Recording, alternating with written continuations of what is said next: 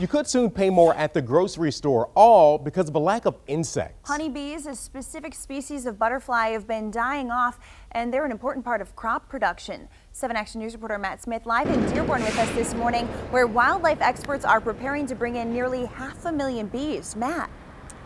You know, tomorrow marks World Wildlife Conservancy Day, and to mark the occasion, Ford is actually going to be introducing 360,000 honeybees to the top of their world headquarters, and they're not alone. In fact, dozens of businesses across Metro Detroit are actually been signing on to something called a pollinator pledge, basically trying to help as species are dying off.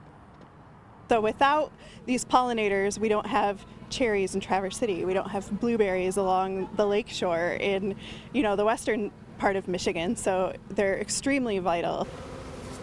In fact, aside from corn, most of our major crops across the United States require pollinators. And here's the thing, bees, they're dying off at a rate of about 30% per year, and they have for years. That's all over the country, but it hurts everyone, especially our Michigan farmers, and eventually it could hurt our wallets at the grocery store.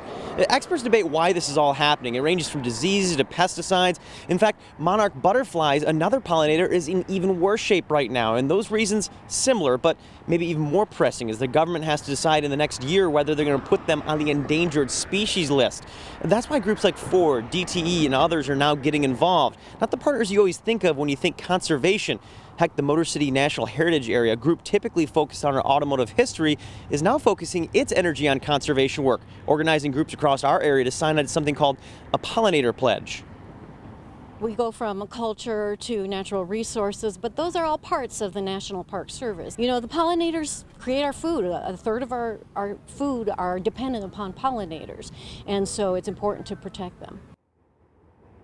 So when you look at the green roof up here at the headquarters of Ford and you realize they're bringing in the bees, you also have to realize it's not just them. It's going to take a lot of organizations, and there are many that are working on this right now. But there's also things that you can do. So coming up at 6:45, we're going to introduce you to one group that's bringing bees back to the Detroit area. And we're also going to talk about what you can do to help out with the butterfly situation as well. At the end of the day, it's our wallets, it's our bottom dollar, because it affects the groceries and all the farmers and all the food that's being grown here in Michigan and all across the country. For now, we're live in Dearborn. Matthew Smith, 7 Action News.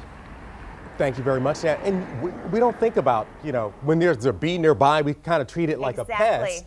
And we kind of need that thing. Underappreciated, right? A lot of buzz to that story.